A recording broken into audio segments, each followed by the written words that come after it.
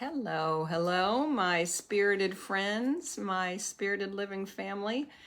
Uh, Deb Roth here, back for actually doing another Slavic goddess. I don't know a whole lot about the Slavic goddesses, so this has been fun. I did two the last time. I think it was last week. No, week before. And just on my mission of really bringing the qualities, bringing the powerful archetypes of the divine feminine back into our society, into our civilization in a very intentional way, because wow, more than ever, we so need those qualities of collaboration and cooperation and compassion, all those lovely C words. Honoring our intuition, honoring our connection to nature. And that's a big one with today, and actually last time, but with today's goddess in particular. So you will see when this gets posted on my YouTube channel, which typically happens on Thursday evenings. There's a little I in the button that gives you just more information about why I'm so passionate about this whole divine feminine thing. But for now, you'll be introduced today to the Slavic goddess Devana, Devana. And she is the goddess of the wilderness, of the hunt, of the forest, and all the flora and fauna in the forest. And she's kind of, as if you know anything about some of the better known goddesses, like the Greek and Roman ones, which is why I love highlighting the ones that aren't in those typical pantheons. She is often associated with Diana, who was the Roman goddess, Diana Artemis, who was the Greek version of Diana. They were goddesses of the hunt with similar symbols. Devana's symbols are a bow and arrow and wolf, because it's interesting, even though she's goddess of the hunt, she is a fierce protector of the animals, and that they are treated with respect even when they are hunted. So the hunters actually in ancient her followers in the ancient Slavic countries would call on her to guide them to respectfully hunt the game that they were looking to do. Not wolves necessarily, but the wolves are one of her companions.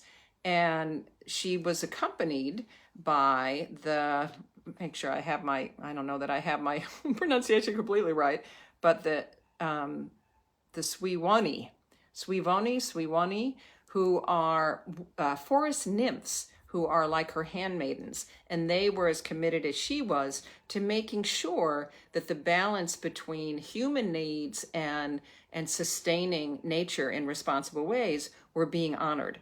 And so apparently the Dziewonie, or I'm not sure whether the W's are W's or V's, please someone who speaks one of those languages let me know, that they would make sure that there was a balance between cultivated animals and the wild animals, so that any diseases that might come up with horses and cows wouldn't somehow get transferred to the forest for all the animals that lived in the wilderness. So does all this sound very kind of, they were eco goddesses? I don't know if there is such a phrase, but nowadays we would look at them as being environmental protectors, and protectors of natural environments. And while you may be opposed to hunting, or maybe you are a hunter of animals, that she ensures that it's done respectfully and within the proper balance of life and death in the forest, in the wilderness. She's got an interesting myth behind it that really speaks to her sort of indomitable spirit and the fierce warrior part of her.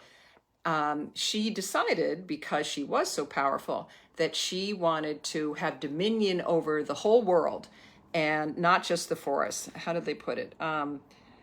Very, very independent. And she wanted to be the supreme goddess of the world tree and all existence. And she fought by shape shifting, and she fought really majestically against a god, the god of the overworld, which is Perun. And he chased her through all the different worlds and environments and heaven and earth and down below and everywhere. And she shapeshifted into all these different shapes. He eventually caught her. And as punishment, and I love this, as punishment, rather than marry her, he married her to his nemesis, another god whose name was Velas. And thinking that, that would just so dampen her independent spirit. Well, turns out that Velas loved that. He turned himself into a basil flower or something, which she just thought was delightful. And Perun thought that he was subjecting them to a lifetime of misery together.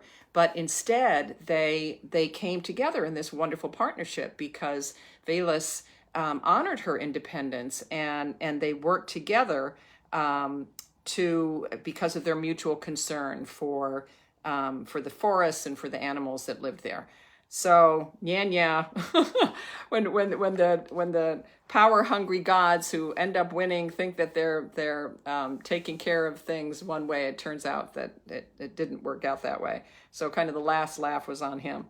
So her legacy, which I mentioned, is really one of kind of what we would call today environmental conservatism, of watching the natural balance of how we treat our plants and animals in the wild. So she is a wonderful one. Oh wait, here's some cool stuff too I found from another website. And I always put my references on my YouTube channel in the YouTube description, so you can go there if you want to know where I'm finding all this stuff. These were her places of worship. Temples were dedicated to her in the deepest part of the forest, and hunters would bring offerings there. They would seek out these very special temples and forest shrines in order to honor her and worship her, so that they would continue to have good hunting experiences and to connect with her divine presence. They would seek her favor for successful hunts. So if you are a hunter, or if you just literally, if you want to walk in the forest and are looking for protection from wild animals or from hunters who might be out there, she is someone that you would call on. You would make make offerings to her. Hunters offered, this is interesting. Hunters offered part of their game to honor the goddess, whoever they were hunting. And they would bring their rituals involved bringing them to her shrines, to her temples, for blessing. So it's kind of this interesting mix of protecting the animals, but also acknowledging that there were going to be humans that hunted them. And she was committed to making sure that happened in a balanced way, so that it worked with the flow of nature and the ebb and flow of life and death in the forest. I do have a very kind of fuzzy image of her. There were several, actually. There she is with her wolf, and the forest is behind her. She's got her bow and arrow. Really quite lovely. So, and there weren't really any chants that I found that resonated with me for a forest goddess. Probably if I thought a bit longer, because I probably know hundreds of chants, but none of them came to me. So let's just take a minute before you run off and just, wherever you are, just activate all your senses and imagine yourself in a forest. Smell the smell of pine needles. Feel the crunch of leaves or evergreen needles beneath you. Hear the sounds of wolves howling, knowing that you are safe and protected, of birds chirping. Hear the sounds of the forest around you. Feel the gentle breezes there. Feel the sun filtering through the canopy overhead. And just take a moment to honor the forest lands near you or around you, or somewhere that you visited. And bring a little forest a little forest energy into your life. Thank you for joining me. Check out Devana and do a little bit of your own wilderness, wild woman, wild person honoring in the next week or so. Thanks so much for joining me. Bye for now.